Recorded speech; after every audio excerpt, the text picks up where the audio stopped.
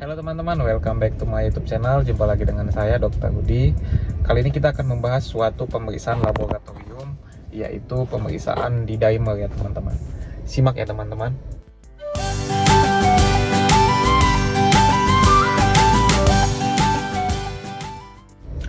Jadi teman-teman, pemeriksaan D-dimer adalah pemeriksaan yang dilakukan biasanya oleh dokter penyakit dalam atau dokter jantung. Pemeriksaan ini dilakukan untuk mengetahui status apakah ada penggumpalan darah atau tidak. Biasanya pada kasus-kasus deep vein thrombosis atau pasien-pasien sepsis biasanya dilakukan pemeriksaan D-dimer. Pemeriksaannya hampir sama dengan pemeriksaan darah rutin, diambil dari sampel darah, kemudian nanti diperiksakan di laboratorium.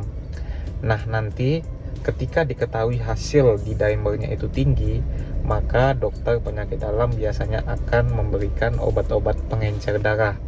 Contohnya Lopenox atau Porixtra dan lain-lain. Nah, penyakit-penyakit yang sering dilakukan pemeriksaan D-dimer seperti yang saya katakan tadi adalah contohnya adalah pada kasus-kasus sepsis atau infeksi berat. Nah, pada kasus sepsis atau infeksi berat, contohnya pada COVID yang kemarin itu, maka biasanya dokter juga akan melakukan pemeriksaan D-dimer untuk melihat apakah ada penggumpalan darah sistemik ya teman-teman, atau DIC.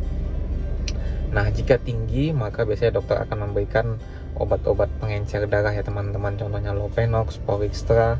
Kemudian kasus-kasus deep vein thrombosis atau DVT, contohnya pada kaki yang mengalami nyeri yang sangat hebat di bagian kaki, kemudian ditandai oleh kemerahan dan bengkak, maka biasanya dokter penyakit dalam juga akan melakukan pemeriksaan D-dimer untuk melihat apakah memang ada penggumpalan darah di sana sehingga aliran darah tidak lancar ya teman-teman.